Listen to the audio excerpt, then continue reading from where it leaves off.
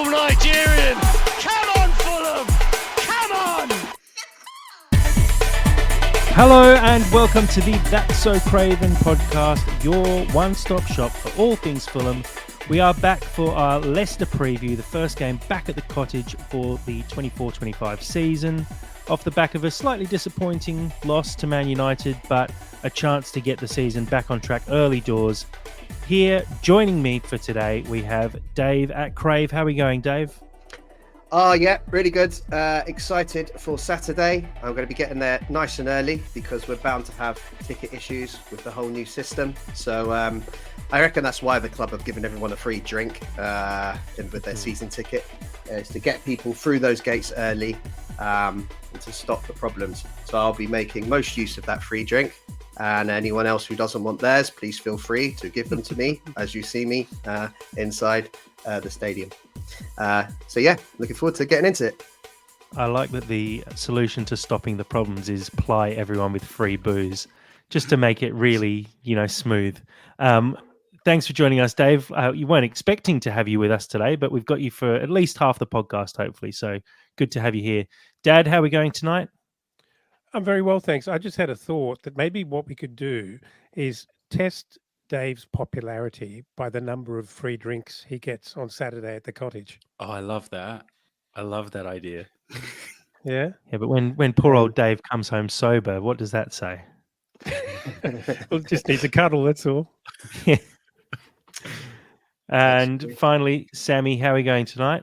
Sammy, nowhere near the hammy as I live in Australia, but I'm going good. We've got David Crave. I don't know what you do with Elton. That's a whole other creative endeavor. But outside of lyrical wordplay, I'm doing very good. I'm very excited to be here, and yeah, let's just rock. There's so much. I was going to say we don't have Skibby with us tonight, but he is going to have to change his username. I think we need to start a petition for that, seeing as he will no longer be in the Putney end. So how can you possibly be Putney's perspective sitting in the hammy end? We'll get that petition up online as soon as we can. But guys, let's get into it. As always, just a reminder, we have the That's So Craven Discord, which is running full tilt at the moment with all the transfer news going on. Please do make sure you join. You'll find the link in our bio on Twitter, Facebook, and everywhere you find our links. Also, the cravenpod.com website. We just released our midweek moment, so please have a quick read there. Full recap of everything Fulham from the last 7 days in one easy-to-digest article. But guys, let's get straight into it. Dave, I'll throw to you first. Leicester City, promoted side, playing them in our first home game. How do you see this one panning out? Well, look, we've got to look at this as a massive opportunity to get a home win. It's a newly promoted team. They actually got a pretty good result at the end against Spurs. I watched a bit of the first half of that, and I just didn't think Leicester looked very good at all. And I thought Spurs were going to run away with it, but they managed to get back into the game. I think that's because Spurs didn't really take their chances, though. And I expect that, we're going to get chances on Saturday. And if we take them, then of course we should walk away with this with 3 points. Be really disappointed for anything less than 3 points from a newly promoted side, especially them coming to us playing away from home. We must be favourites, and we need to take advantage of that. Obviously, we've made some signings this week. I don't think, or we will be making some signings this week. I'm not sure they'll be ready to be integrated from the start. We'll get onto that, I'm sure, but we might lift the side to get over the disappointment of Friday. And fingers crossed for, the right result. Yeah, there's some talk of Sander Burge, I believe, joining training today. Is that going to be too soon to see him straight into the team? I would have thought so, but will we see him on the bench again? I would have thought so. Sammy, it's always a bit nerve-wracking when you play those newly promoted sides, and we saw it on the weekend with Leicester getting a very good result, really, against a Tottenham side who are always going to be a tough team to play, except for Fulham. How do you feel like their bounce is going to be, their first away game of the season? Do you think there's still going to be that same level that they had on opening day, or do you think it might drop off slightly? I still reckon there'll be a bit of a bounce. I mean, it's really hard to dislike Leicester. I feel like they're really, really lovable. Vardy's back in the Premier League. It's exciting. He scored a goal. It's basically everything that you want outside of your respected teams. Like they're just really, really lovable teams. So they're always going to come back in with a lot of excitement. And I think they feed off of that. I would hope that it would simmer down by about the second half at the Cottage. And realistically, I feel that the hype train might not necessarily it'll leave the station, but I feel like it's definitely going to stall at some point, because at the end of the day, they still aren't necessarily what I would consider a Premier League squad. But they got a lot of energy. They're little pocket rockets. I think it's pretty fair to say we clearly have the better team. I mean, desire is one thing. It's interesting to compare them to Tottenham, because Tottenham are in transition as well, and we're in transition as well. But I feel that we're in a better transition to the transition that Tottenham are currently in, if that kind of makes sense. It'll be great to see BDR back. I thought he actually played really, really well for Leicester. He's was part of the build-up play for Vardy's goal the other day. So, I mean, I hope he gets a really nice, warm reception. But no, I want to spank him. I want to absolutely spank him. What, Dad, him personally? Spank him. I'd spank I Bobby. would've He's a lovely, lovely boy. I'd spank him with all the love in my heart. Yeah, it's interesting you listening to all of you, you're sort of seeing it from their perspective. I kind of feel like this is the Fulham team that Leicester might have a half chance against, because I tell you what, next round, with the signings, after the window closes. Yeah. After the window closes, and when we get these boys into the squad fully integrated, exciting things. I also think that, there might be a little bit of a Premier League bounce for them. And as Dave was going through all the things that he thought might happen that we need to do, take our chances, I'm thinking, we're not great at taking our chances. And, look, we are surely a better side. As we were discussing last week and at the end of the United game, whilst we didn't get the result there, we looked every bit a Premier League side, albeit a bit rusty and with a few problems here and there. We're a good side. We must be absolutely bookies' favourite to take all 3 points, and this would be a disappointment if we didn't get them. Yeah, I agree. To follow up from that, Dad, do you think we saw enough from this Fulham team against Man United to warrant being quite positive? I know we obviously lost, and realistically it's going to be the same 11 going into this game against Leicester, but do you feel like we showed enough attacking intent, defensive integrity to actually get the result we're looking for against Leicester? Well, that's a whole podcast in that. What are we doing now?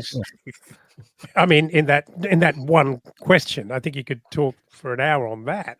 But look, there are many things. I feel like we went into and came out of that United game not really learning very much. All of the problems that actually materialized were pretty well understood. I don't think there were any surprises. Mooney's form hasn't been great. Would have been terrific if he turned it round. He had a pretty good game, but didn't score. We have some problems playing out of the back. When we're pressed, we kind of anticipated that was going to happen. We have a solution. It's already been done. We had a problem in midfield where we just couldn't control the game, and Casemiro kind of had a very good 50 or 60 minutes, and we couldn't counter that. And I think we knew that going into the game, and we're well on the way to sorting those problems out. So I'm okay.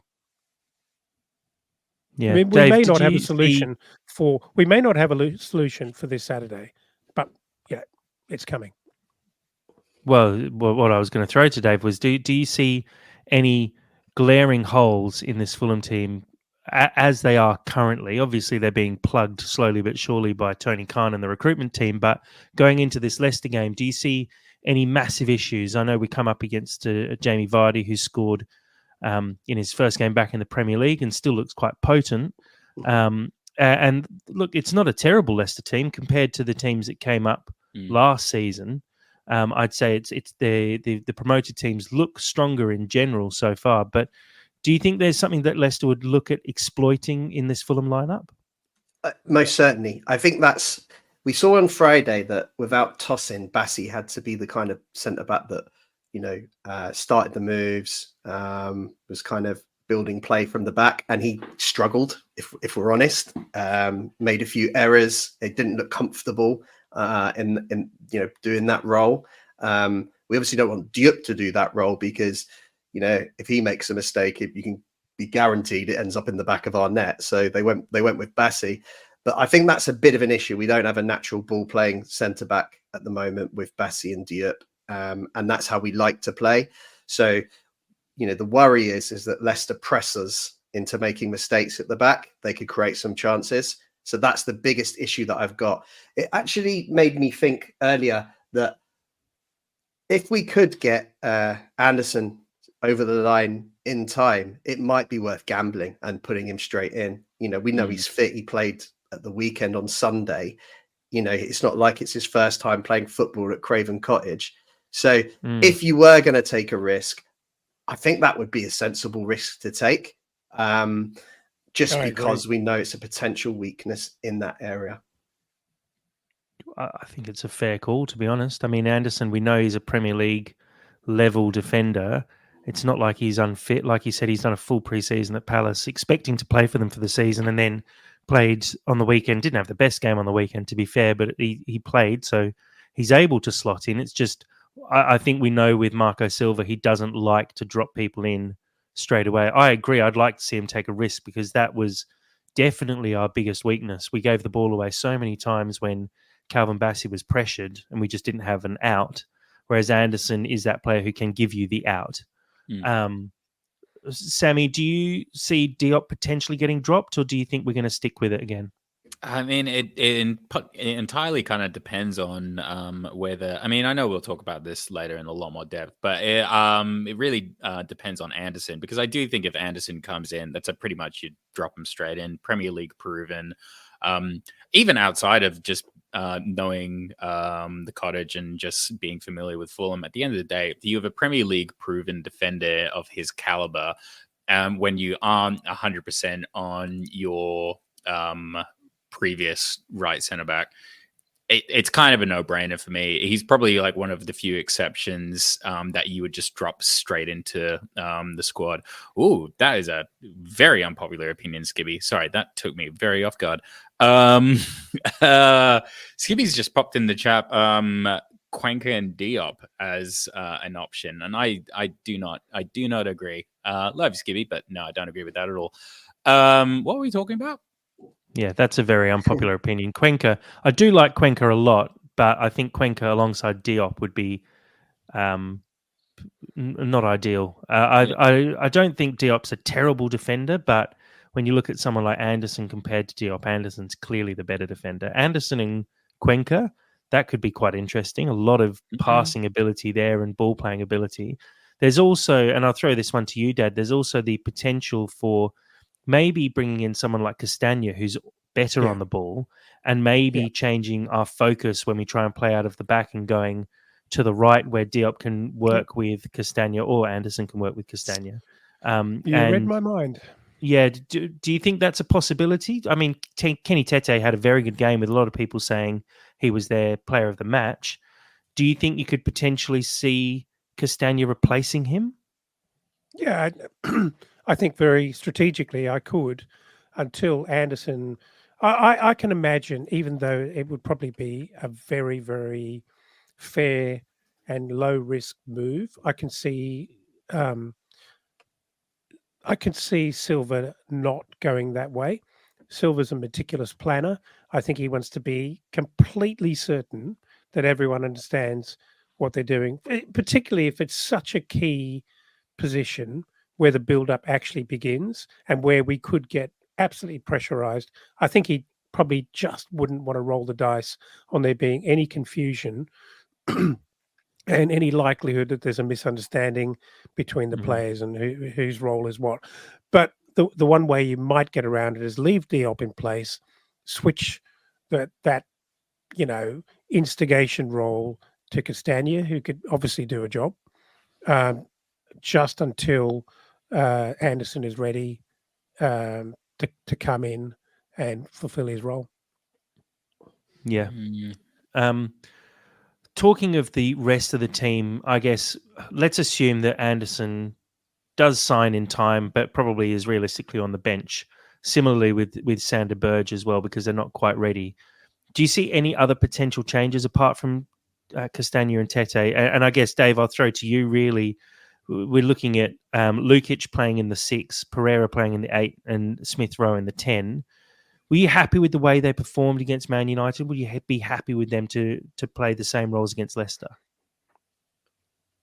I think that I would be happy with pretty much the same 11 that started against Man United. I suspect that's what's going to happen. I think the concern, as we've already identified, is potentially getting caught at the back, trying to play it out. But I just have a feeling he might play the same side that played that game.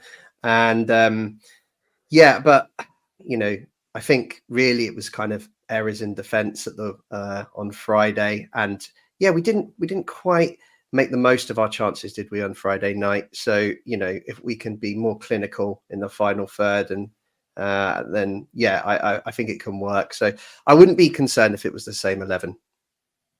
Yeah, Sammy, same question. Well, it's a bit difficult because like the first game of the season, I mean, we can rib on Man United, but they're still a top tier team with very, very comprehensive players, a lot of young talent that were not necessarily all over us, but didn't necessarily allow us to play to our full potential. Smith Rowe looked a little bit out of sorts. Pereira, again, he's new to that position, and so as a result, like it felt quite disjointed watching it. But that is best 11 at this current stage. So I don't really think there's better options that could realistically make a better team at this current stage. So it's kind of like you just have to go with what we currently have. I can't really elaborate too much more on that. Like, because I can't see Wilson coming in and doing a better job for, say, like Iwobi, and if like you were to move like Iwobi to the right. And I can't really think of a better option than Traore, and I don't want to replace Menez for Jimenez. So it's all over the shop. But it's not a crisis, is it? I mean, you just need to make an adjustment. A realistic adjustment, and not always try and play out of the back. Because even if Leno lumped the ball into midfield, we're man for man, we're a better side, and we'll still actually likely get possession and win most of the challenges and actually still outdo them. So I don't know that you have to intricately unpick it and kind of stick to your game plan. That is our preferred tactic, but we haven't got the personnel for it at the moment. But the cavalry's arriving. Bobby Decordova-Reid's going to score, isn't he? He's just going to come out of absolutely nowhere, like he always just does, in a really annoying position, and he's just going to do it. And he's going to be coming from like right back or something fucking ridiculous like that, but like just in peak Bobby style. And I mean, you saw with the Leicester goal against Spurs, the ball only just goes over the top of Bobby's head, and Jamie Vardy's completely unmarked at the back post. So he still gets himself in very good positions. And look, I wouldn't be surprised if he pops up on the score sheet. He gets a mention in my top tip a bit later, which we will have a look at. Let's have a look at some recent form. We obviously know Fulham's quite well. A pre-season majority here for the fixtures, but the 1-0 loss against Man United. Look, goal scoring, I'd say, is looking like a bit of an issue at the moment. Nothing to panic about, but 4 goals in the last 4 games isn't going to win you a lot of games throughout the whole season. You kind of need to be scoring 50, 60 goals minimum in the season to actually come out on top. And I think if we're averaging a goal a game at the moment, it is a slight worry. And I know there's been some links to some strikers and some more attacking players. I think that is something that we will see the squad bolstered with towards the end of the window. But let's look at Leicester's form here. They've had what you can only say has been a pretty poor pre-season, to be honest. A 2-1 win against Shrewsbury back in late July, followed by losses to Palermo, Augsburg, and Lens? I think it's Lon. Without scoring a goal in their last 3 games of pre-season. Jamie Vardy did get injured, and he's come back and scored in their game against Tottenham, where they did get a decent draw. But how do we feel Leicester are actually placed looking at those results? Do we think that pre-season speaks of a team who's maybe not quite ready for the Premier League yet? And look, the transfer window closes fairly soon. Do we expect Leicester to actually have quite a lot of work to do to bolster this squad? Dave, I'll throw to you first on that. Yeah, but I don't know how much funds they have. They've got financial fair play issues. I think there's a lot of rumours they're going to get a points deduction. So I don't think they've got a whole lot of money, which is why they've tried to shop sensibly. Bobby Reid is a classic example of that.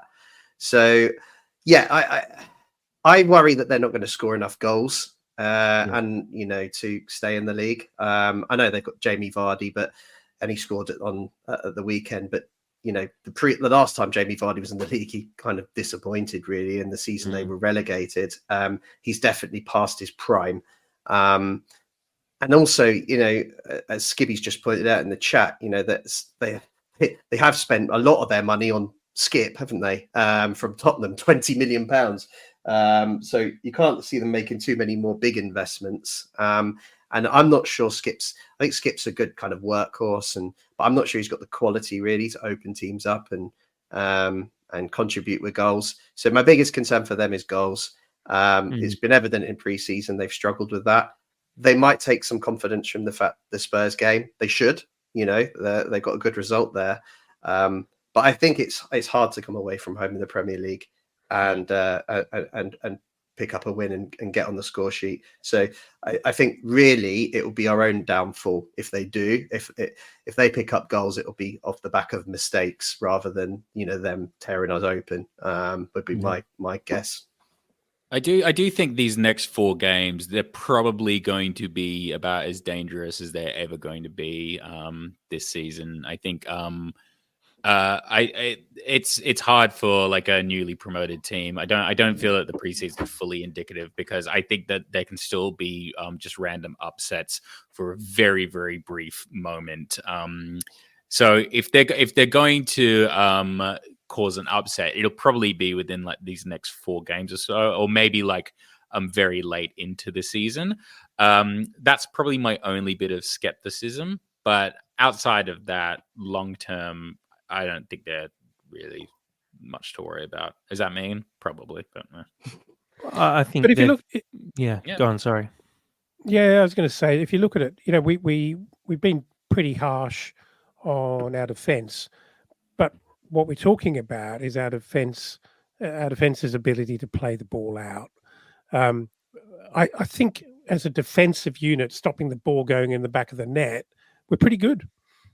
Got a very informed keeper, so I don't see us leaking a lot of goals. We just need to start scoring goals, and that contribution, I think, is always expected to be shared around, and everyone needs to start chipping in.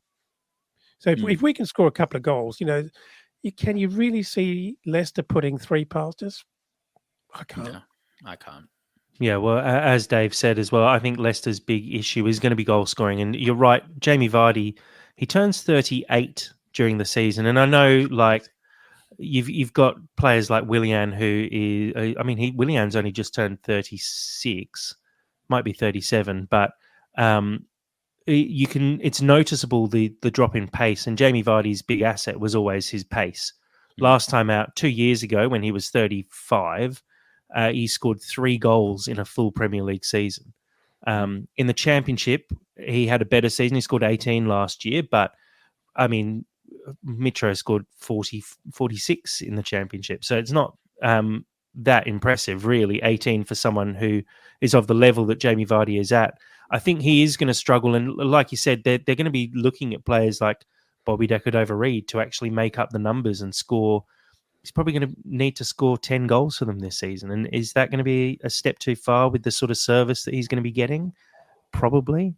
Are they going to be getting goals from players like Harry Winks and Oliver Skipp through the season, enough to actually, get all the way and actually survive? I don't think so at this stage. So I think there's going to be some real issues for Leicester this season, and I think they might struggle and actually potentially sit towards the bottom of the league, because I think Ipswich have shown a little bit in their opening game. I know they lost, but there's some potential there. I think with Leicester, it's going to look a lot harder for them. And like we said, they have some struggles with finances that's going to really be detrimental to them throughout the season. Look in the January transfer window, when those newly promoted clubs maybe buy 2 players to try and turn their fortunes around and stay up. Leicester just aren't going to be able to do that realistically, unless they sell players for obscene fees over the next few weeks. But we'll wait and see how that turns out. Quick look at a few injuries that Leicester have. I don't think it's anything too, immediate for them to be worried about. Connor Cody obviously would probably be starting at the back for them, but Luke Thomas, Patson Daka, more squad players, so probably in a better standing than Man United were last week. Again, Fulham, no reported injuries, which is great to hear, and kind of surprising, because Fulham always seem to have niggles floating around the squad. So it's good that we've got a clean bill of health at the moment. Quick look at the table as it stands for now. Fulham obviously sitting down quite deep at the moment in 15th with no points. Hard to really actually look at the table and gain anything from this at this stage, but would be nice to see us get at least a point, if not 3 points, and move right up into the top half and have a bit more solidarity. Look, let's jump. I know Dave has to go fairly soon, so I'll just get your opinions on these, Dave, before you jump off. Some transfer news breaking at the moment. First one, Sander Berge from Burnley. Your thoughts on Sander Berge, Dave? Well, yeah, I mean, you're right. Transfer news. You can barely take your eyes off your phone for a second at the moment. Something seems to be happening every kind of hour. Whether it's Here We Go from Fabio or David Ornstein reporting from The Athletic, or Fulham Fan News just kind of teasing us all with little snippets on our Discord channel of things that he's heard, which is a great reason to subscribe, by the way. If you want a little bit extra for your buck, get on the Discord and see his little teasers. Anyway, Sander Berge, obviously it came out of nowhere. Everyone thought we were, bidding for McTominay, and that looked, at the weekend that might be a deal that was starting to get closer. And then all of a sudden, out of nowhere, we got the notification from Fabrizio that Sander Berge had agreed a deal, 20 million plus 5 million in add-ons. And I was, there was a bit of a mixed reaction online to that news. And I kind of felt okay when I saw it. I thought, because I was concerned if we were only going to bring in one midfielder this summer, and it was McTominay, that he wasn't quite the right profile to replace João Palhinha. And, that worried me. I think McTominay is a great box crasher, and I think he's, industrious. He gets himself about, and obviously a good physical presence. But I worry that he doesn't, a break-up play, and that's not really his style. I think he's better further forward. So when we got Berge, I thought, well, that seems to be a better fit, because I know he played a bit more in a number 8 position last year, but generally he's played deeper. He is someone who can break up play. He's got the height on McTominay, he's 6'5", so we really needed that height, that aerial presence since losing Palhinha and Tosin. So it's great to have that back, someone that can win the ball in the air at both boxes. Of course, there's a lot of skepticism because he's played in 2 teams that have been relegated, Sheffield United and Burnley, and he's played a lot of time in the Championship. I think it's difficult to pin, the classic example is Mitrovic and Kearney. They've both been relegated twice and played a lot of time in the Championship, but we'd all accept that they are good enough to be Premiership players. And I think the same can be said for Sander Berge. I think it's a good sign-in. I think it's someone that improves us. I think it can play in the 8 or the 6. I think we'll more frequently see him in the 6. And I'm looking forward to seeing how he gets on. And Dave, have you got time to quickly give us your opinion on the signing of Joachim Andersen as well, which looks like it's being finalised today. Yeah, I'm really concerned, guys. I'm really concerned that Bernd Leno's going to be really bored this season because with Anderson and Bassi in front of him, I mean, I don't know what. I might have to bring a little Sudoku along to the games and just give it to him in the first half, just in case, we want to keep him motivated. But no, I'm blown away by this. Earlier in the window, I remember there was a lot of talk about Mengi from Luton and players like that replacing Tosin, and I was thinking, God, really? Is that what we're doing? And then when this link first came out to Anderson, I got really excited because I was a huge fan of his when he was here last time. I was gutted that, of course, I was gutted that we went down anyway, but we went down and lost a lot of players that summer who were good performers, just under a terrible manager. Anderson, Lamina, Areola, really became fan favorites that season for their contribution. It was just, we knew that if we'd have stayed up, Lookman's another one. I think if we'd have stayed up, we'd have kept these players, which should have been great. And Gisa, yeah. So Anderson fills a massive hole in our defense, one that's been left by Tosin. He's a player that can play the ball out. He can play the long ball. We all know he can play the long ball, but he's good at the short ball too. He can be the guy that brings the ball out from the back. I think he's a presence. I think he's good in the air. I think that he complements Bassi really well. I think they've got, what he lacks in pace, Bassi makes up for. What Bassi lacks in on the ball, composure, Anderson has in abundance. I think they're a really good potential partnership. Could be one for the ages. Super excited to see how he does. I know it's a lot of money, but I think we will get 4 to 5 years out of him. And if we do, I think we'll look back on it and think money well spent.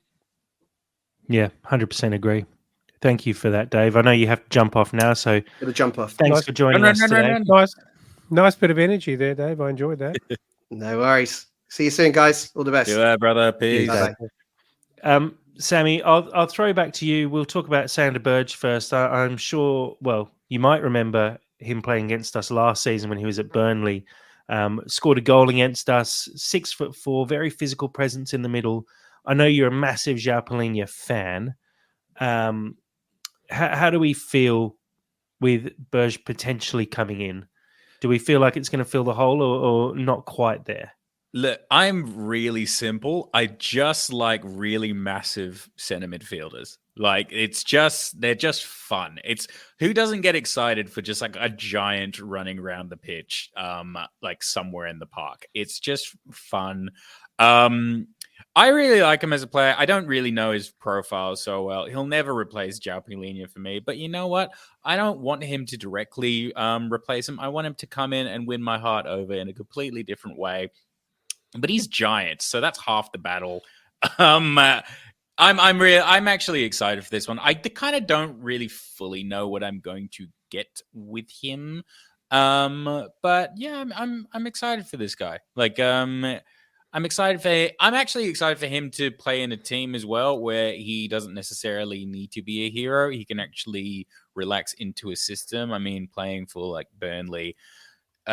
And to be fair to them, Burnley had they had a pretty good run with Company, which just didn't actualize in the Premier League. And you know what? They gave us a pretty serious game. I remember we watched that together, actually, all three of us. So look, hopefully he can shine with us because there's a hole for him to actually shine in. It just kind of remains to be seen, you know? Yeah, I think that's fair.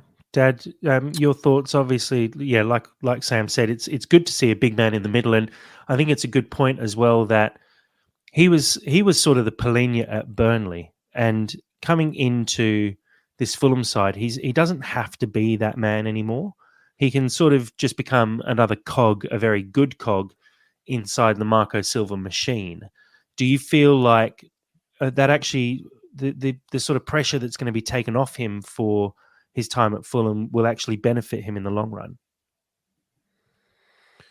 Look, this signing got a bit of a mixed reaction. There's, I wouldn't say a majority, but there are a lot of people who were a bit underwhelmed by this.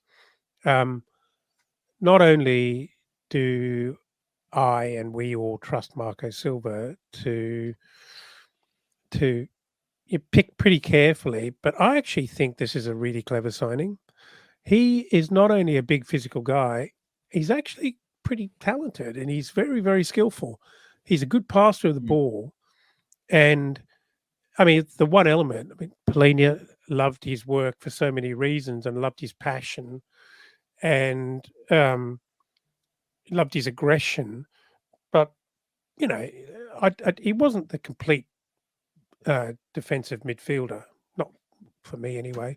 And I actually think in some ways, whilst you won't get the out and out aggression from this guy, I think he's more composed and more contained. You probably aren't going to get 15 yellow cards a season either. And I think you're going to get a more kind of more of a ball playing defensive midfielder who's got the physicality to do the job that really no one in midfield has got at the moment. So I really like it. I reckon this is going to work. I really feel it's going to work.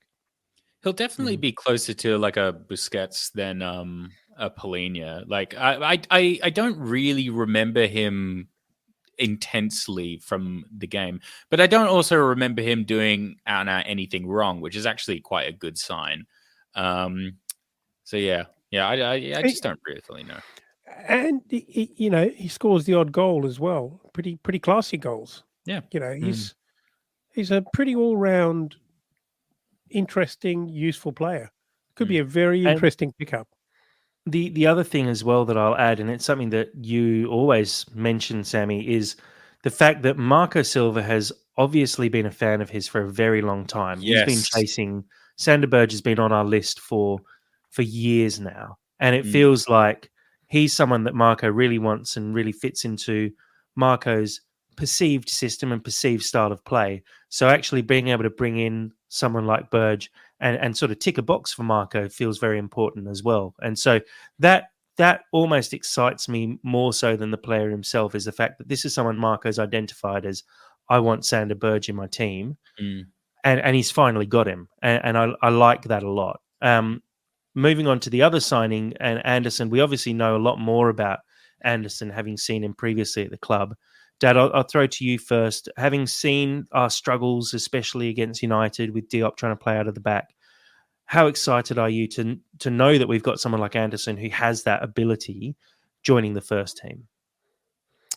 Well, I don't think Anderson had many detractors at Fulham when he spent a year with us, and I'm actually astounded at how quickly this has happened, because we've been suffering through this window with simply no news for a very long time. And this really only just emerged, a week ago, 10 days ago, tops. Yeah. And it's happened very, very quickly, very decisively.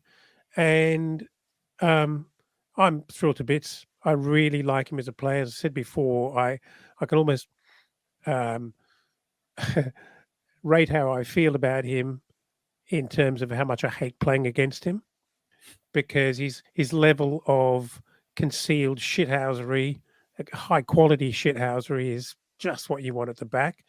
He's I think, he's got to be a big shout for the armband, and someone that I think really commands a lot of respect out on the field. Can't have too much of that. I think he's a wonderful, as Dave said, a wonderful, tasty pairing with Bassi. And as we mused last week, Tete, Anderson, Bassi, Robinson. There's a lot to love about that. Yeah. Sammy? So, in combination with Sessegnon and also Smith Rowe, getting Anderson as well, it just kind of reminds me that Tony Khan is a wrestling promoter, because it feels very kind of homecoming-y. It feels kind of like, if anything, I'm almost a little bit like, I feel that Tony Khan doesn't know that when Anderson steps on the pitch, he's not going to get like a CM Punk level pop. And I feel that Tony's going to be a little bit confused when that doesn't necessarily happen. great for us. And obviously, I could not be genuinely more excited about this. It's odd because it's the thing that I'm actually slightly concerned about is there's a great quote that goes, "You get everything you want in life, but never when you want it, or never exactly how you want it." And I just kind of worry that it's a little bit too good to be true, and it's a little bit too perfect, and then maybe, yeah, Skibby's exactly right, and then maybe the partnership doesn't necessarily work with Bassi, and then we're back to square one. So I'm tempering my expectations. I want to go fully in on this, and I love the idea of him and Bassi so much. But until I see it like fully working, I am going to be a bit more on the conservative side on this. I know that's not necessarily what you guys thought I was going to say about it. Obviously, I'm super stoked that he's going to be here, and I really, I know it hasn't even been done, but it feels like it's going to be done. And I think just long term, he really is kind of potentially like a bit of our. If the signing does go through and he's with us for the next 5 years, I think you do build a future with Anderson being the main guy in the back line, the main kind of like big presence. Because I know Leno is currently wearing the armband and he's kind of the default presence, but it's got to be Anderson going forward, and I think that also provides a lot more to the players as well. Because I would love to have seen somebody last year to kind of go, okay, here's who's going to be the guy to lead us next season. But I just didn't necessarily see that as much as I would want to. I mean, I really liked BDR with the armband.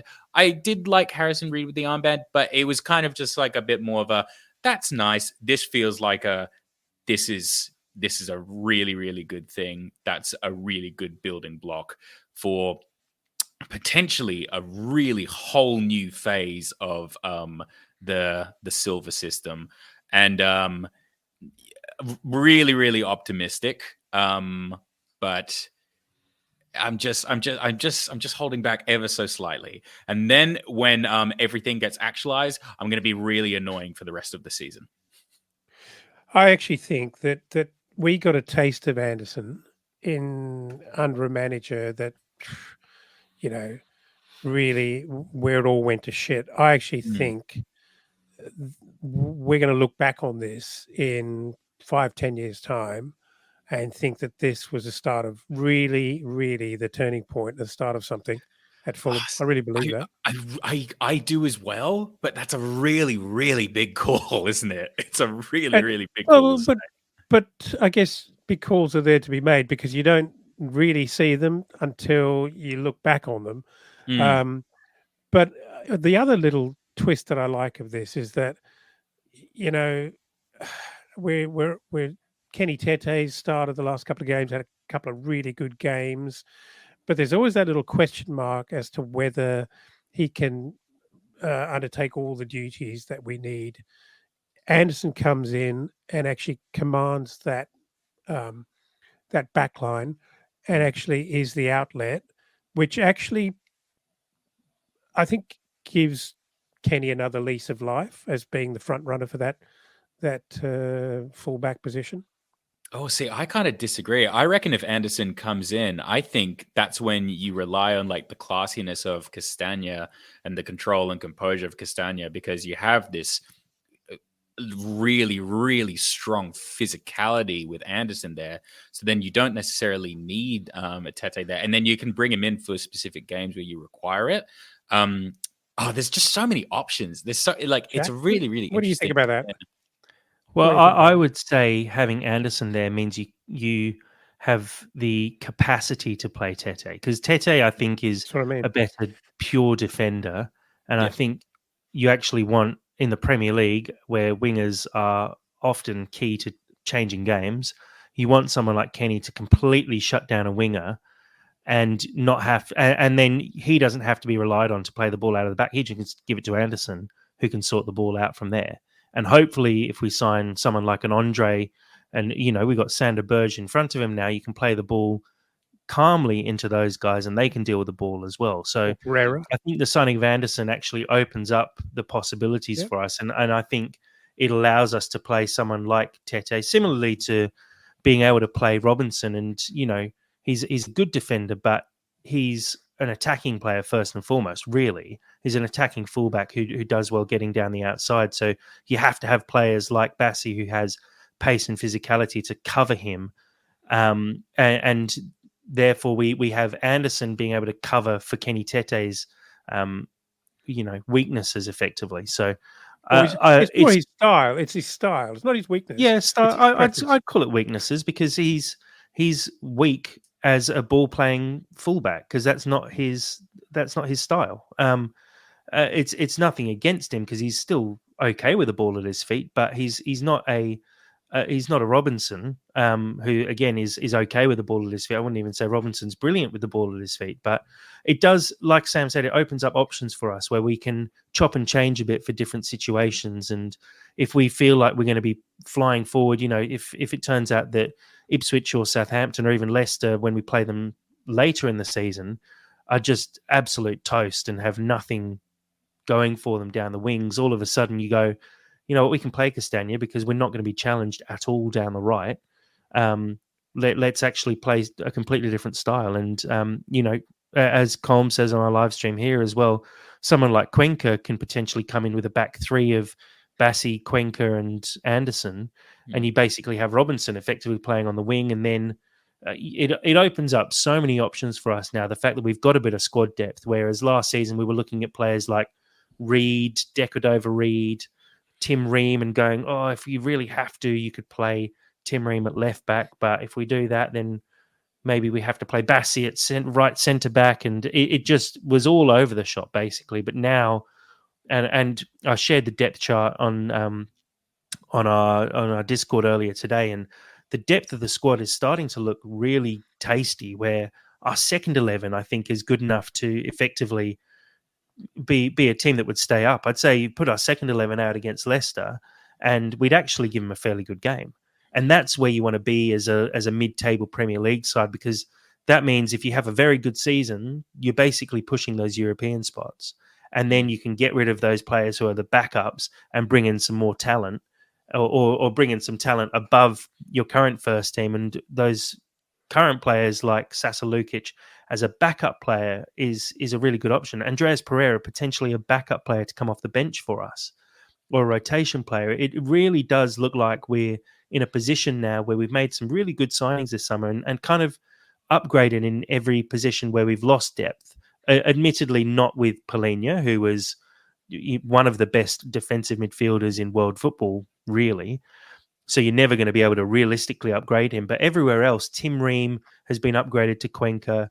Sessegnon, you'd say, is we didn't really have another left back. Smith Rowe is definitely an upgrade on someone like a Willian, if you base it on Willian's last season.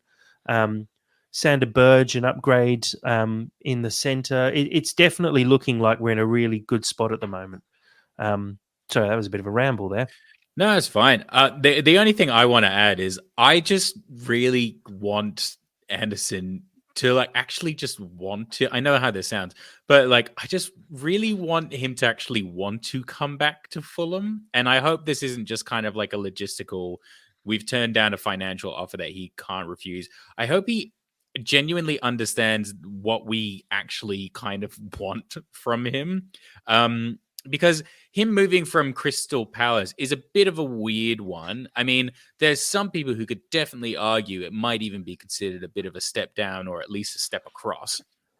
So definitely are, yeah. So it is kind of a weird chat. I mean, you would think that he would be going to another upper echelon club, whereas he's actually just kind of moving across to a club where, if anything, there's going to be more responsibility on him. So I hope he understands that and is genuinely excited about taking that as an opportunity, and that's why he's coming over. Because for me, that's the best case scenario. But again, I just don't know. And because it's not the same as like when Sessegnon or even Smith Rowe came, where they've clearly been, for lack of a better word, like rejected or not necessarily thought of by their respected teams, and so they're coming for a fresh start. That's not Anderson's situation at all. So I don't really know his full intentions, why he would actually want to be here outside of either just money or. Well, I think Palace look like they're taking steps backwards at this stage, being totally realistic about it. They sold Elise. Wouldn't be overly surprised if Eze had a couple of offers coming in towards the end of the window. Definitely. There's a lot of rumbling about their manager as well being a little bit off kilter, maybe. He had a really good run, Oliver Glasner, and where he turned Palace round at the end of last season and pushed them right up the table. But I think he's quite strong in his way of thinking. They're also probably going to lose Gay at the back. It feels like Palace were in a really good spot, and all of a sudden things are being sort of pulled apart. They've only signed a couple of players, and it's not huge signings. Ismail Assar from Marseille, a couple of free transfers, Chadi Riyad from Betis, but losing Elise, who was easily their best player last season. It just feels like they're not making steps forward. But when you actually look at what Fulham are doing in the transfer market and the sort of the storyline and the way that Marco wants to build this team, it feels like there's more things happening at Fulham than there are at Palace at the moment. And Palace fans, come at me, feel free, but it just feels like that's where we're at the moment. It feels a little bit to me, well, it's possible that there could have been a bit of a falling out there, between Anderson and the manager. Maybe. And why wouldn't you be interested in Marco Silva project? He's got a good reputation. They can obviously, players can see what he's doing, and I would imagine that the couple of signings we've done, and you can see the ambition at Fulham suddenly, and I think it's possible that Joachim Andersen, if he was the first player off the rank at the start of the window, he may not have come. Yeah, for sure. It's been really good business by the Khans this summer, to be perfectly honest. And look, before we move on from the transfers, just a few little things coming out of our Discord at the moment. With Cherki, who was hoping to move to PSG, but now his agent is at Motspur Park today and is also going to Palace as well today. So could be another signing we steal off Palace before the end of the window. And obviously you would have probably seen, well, most people might have seen, if you haven't, please do look it up, the scenes at the end of Fluminense's most recent game where they won through in the round of 16 of the Copa Libertadores, and Andre's reaction post-game, sitting out on the pitch, looking quite upset really at maybe the end of his 12 years at Fluminense coming to a close. Obviously, a few rumours abounding from Fluminense fans that they think that was his farewell, and maybe we see him move to Fulham in the next few days.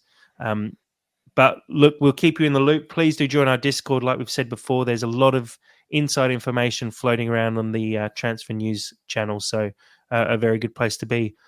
Let's move on, guys, to a segment that we brought back last week, Jack's Top Tip.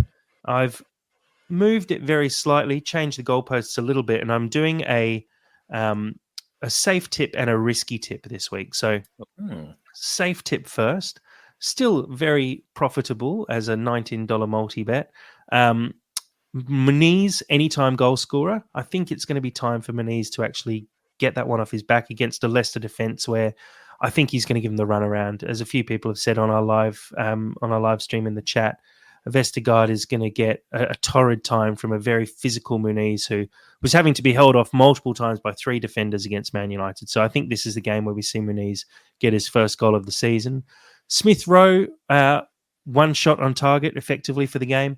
I feel like Smith Rowe looked like he wasn't quite ready for this game against Man United, that is. I think we're going to see a little bit more out of him in the game against Leicester. And finally, both teams to score. I do feel like Leicester are going to get something here, because I just feel like it's going to be a struggle for us to keep a clean sheet. Being early season, it feels like a kind of 2-1 kind of win for Fulham. So yeah, 3 legs there. It's giving me odds of 19-1. Let's have a look at the risky tip. This one's a little bit more precise. I'm going Rodrigo Muniz, first goal scorer. Going with a De Cordova-Reid 1 shot on target for the game. That's 1 or more shots on target. Both teams to score as it was before, and Sasa Lukic player to be booked in the game. That one's paying 71-1. As always, bet responsibly. But yeah, Dad, Sam, thoughts on that? Am I miles off the mark? Are you putting some money on? The Sasa Lukic run is really weird. It is, but I just feel it. I think he's. My thought process there is he's trying to fill the hole of João Palhinha, and I saw him dive into a few little tackles, and I just feel like he's not João Palhinha, and so he's going to fly into a tackle and get a yellow card. I just feel like that's going to happen, or maybe it'll be Jamie Vardy streaking away, and maybe Silva said to Tom Cairney during the week, "You really should have fouled Fernandes there." If you'd fouled him, we probably wouldn't have conceded against Man United. And I feel like that might be ringing in Sasa Lukic's head at some point on Saturday, and he's going to get a booking. You've heard it here first. No, he is pretty unhinged in a bit of a he's a bit more of a stab you with the cleats more so than go for your calf muscle kind of player. But no, I feel like you're onto something there. Yeah. If you told me Sasa Lukic just constantly carries around a pocket knife, 100% would believe you. It's possible. I'll tell you now. Sasa Lukic always carries around a pocket knife. Oh, there you go. Yeah. Please gamble responsibly. Weird segment. Love it. Guys, to wrap up, I'd just like to find the slide firstly, but talk about the Fulham women's team who had their first game of the season. It was a pretty good pre-season for Fulham women's. They played against teams solely in the division above, effectively. And so the results weren't, well, they were sort of as you'd expect, with a number of losses, but some good draws in there as well. But it does prove when you come into the season that pitting yourself against higher opposition, actually works. And we saw Fulham walk out at Craven Cottage in front of over 15,000 people, which is a great turnout, with a 6-0 victory against Barking, who were in the division below Fulham last season and went through the entire season undefeated. I think they only had 3 draws and won every other game for the season. So a really good result for Fulham, who've made a couple of really good signings in the off-season. Evie Gain at centre-back added a lot of stability. Lily Stevens in centre-mid was pulling the strings for the majority of the game. Ellie Olds is back from injury. She got on the score sheet twice, which was great to see. And Amber Webber in goal as well, who obviously didn't actually have much to do. I don't think she made any. She made saves, but they were from free kicks from a distance, and the ball sort of bouncing into her arms most of the time. So wasn't really tested, but looked really comfortable with the ball at her feet, which I think is going to work really well for us for the rest of the season.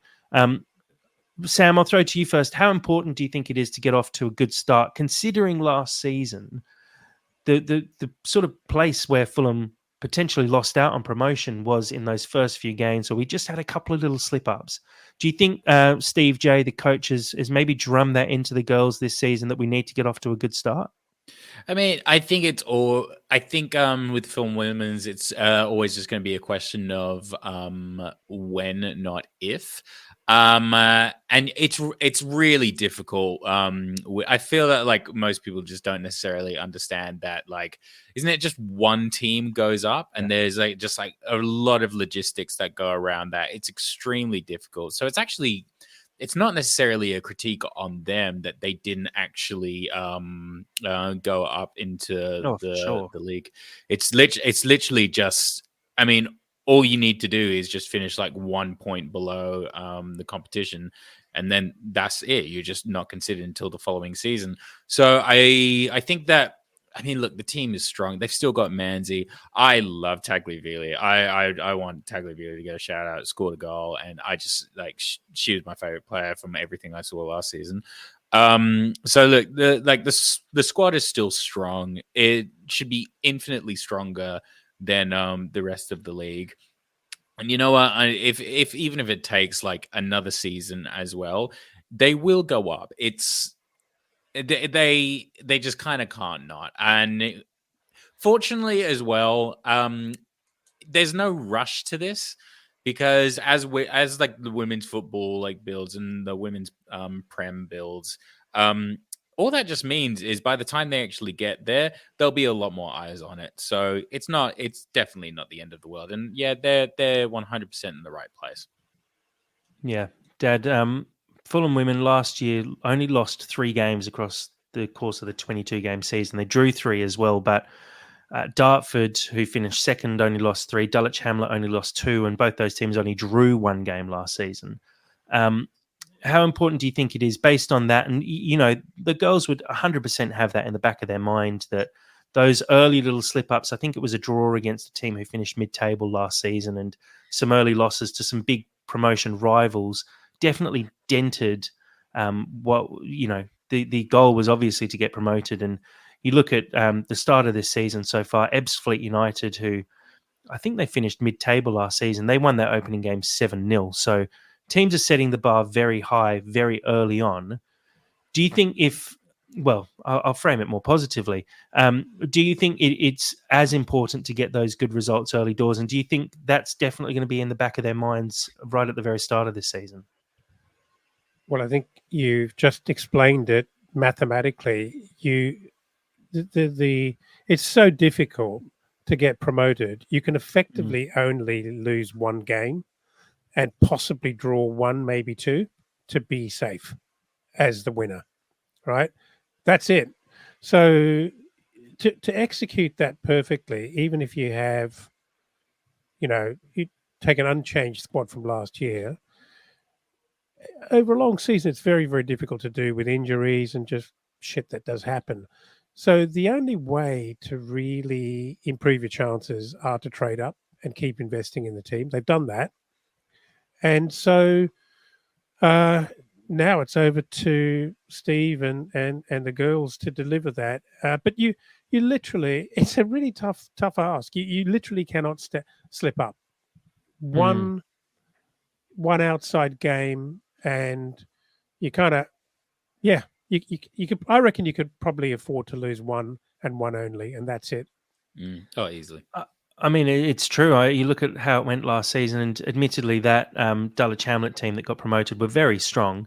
But you look at the Dartford team, who we beat at Craven Cottage 4-0 at the end of the season, and they finished, I think it was 4 points above us as well by the end of the season. So it just shows that you can't have those early slip-ups, early doors, and this is just a really positive result because of that. Seeing the team come out and be clinical and actually put a team to the sword and go, we're not leaving this one to chance. They were obviously the better side, and I think for the majority of our opening games, and quite a long way. Yeah, we do have a fairly good run of games to start the season. We play Millwall Lionesses coming up. Another, we got Ashford United. So it is definitely a run of games where we can look to get off to a great start. And look, if you do finish those first 5 being 5 and zip, you put a lot of pressure on the competition around you. And like you said, if one of those teams like Ebbsfleet slips up in the next couple of weeks and draws a game, you just open that gap up very quickly. And I can see that gap being really important for the rest of the season. Sammy? Just a really, really quick shout out as well. They do have a better kit than the men's team as well. Like, I'm so jealous that they have the AEW logo, because it's like Pizza Hut level tier great shit. I really, really hope we get that next season, because the second I saw that, I was like, I'm jealous, because it looks so boss. It's like I love when like teams are sponsored by like Doc Martens, or like, do you remember when Atletico Madrid was sponsored by Spider-Man 2? Like, that's just awesome. Like, bring that back. I want to see AEW on the shirt next season, because the women do it and it's great. And I'll tell you, the most annoying thing is you can't even buy that shirt. So I'm going to have to use our contacts to see if I can get a dodgy one on the sly from someone. But yeah, I agree. I actually love that shirt. I think AEW as a sponsor on the front looks great, because it's just a clean wrestling logo compared to a Really betting want it. sponsor or even like Go Mongolia, which is just, it's kind of iconic in how incredibly random Go Mongolia is. But AEW on the front of the shirts next season, I would absolutely love to see that. That'd be so mad. Guys, I think we can probably wrap it up there. Looking forward to the one this weekend. It's not a 3 a.m. kickoff for us over here in Australia, which is going to be joyful to be able to actually watch it and have a good night's sleep off the back of it. Sam, I'll throw it to you. What's your prediction for the game? I'm gonna say 2-0. 2-0 Fulham. I feel happy with that shout, and if nothing else, it should be 2-0. So yeah, I'm gonna rock with 2-0. Killed my top tip straight away. Dad, your prediction for the game? Yeah, I'm going to go 2-1. I think whilst we've been very gentle, very accommodating, and very patient with Rodrigo Muniz, it is time for him to actually do a job on their defenders. It's an opportunity because he's better than them, and he needs to get on the board. And if he does, I think if he gets one, surely there's another goal around from Iwobi or ESR or who knows who else. Yeah. Look, I think we're looking at a 3-1 victory here. I agree. I think Muniz is going to hit the score sheet, but I feel like we're probably going to go 3-0 up and then concede, not late, but concede at sort of the 70th, 80th minute or something like that. I just see this being the moment where it all starts to click, and also you have some players like Anderson and Berge probably coming off the bench later in the game and maybe having an impact, and us just sort of overwhelming Leicester by the end of the game. So yeah, I'm going to go with a 3-1 win to Fulham there. Guys, thank you very much for joining us tonight. It's been good to prep this one, and I'm looking forward to this game. Sammy, thanks for joining. Thank you very much for having me. I would have a quip, but my brain is fading. I am significantly tired, and I think my last bit of energy was just spent fantasizing about seeing Anderson back at the cottage, and after that, I got nothing more. So yeah, I'm really looking forward to it, and yeah, words done. Good, lovely wrap up. Dad, thanks for joining tonight. Thank you. I am really looking forward to the weekend, actually. I'm looking forward to see, well, hopefully we do see Anderson and Berge on the bench. I'm also kind of hopeful that something breaks with Andre, but maybe I'm just being too optimistic. Yeah, no, we could easily have some news by the weekend about that. So that would make life even more exciting. Having Andre parade around the pitch at halftime as a new signing would be very Brazilian, actually. So I'd quite like to see that. Thank you to everyone who's shirt. Yeah, waving a scarf around his head like Muhammad Al Fayed. I'd love that. Guys, thank you to everyone who's joined us on the live stream for this podcast. We really appreciate the support as always. Thank you to everyone who continues to download and listen. You can find us on Spotify, on Apple, anywhere you get your podcasts. And do make sure you join our Discord, follow us on Twitter, everywhere on social media. We are everywhere. So please do continue to support. And as always, come on, you Whites.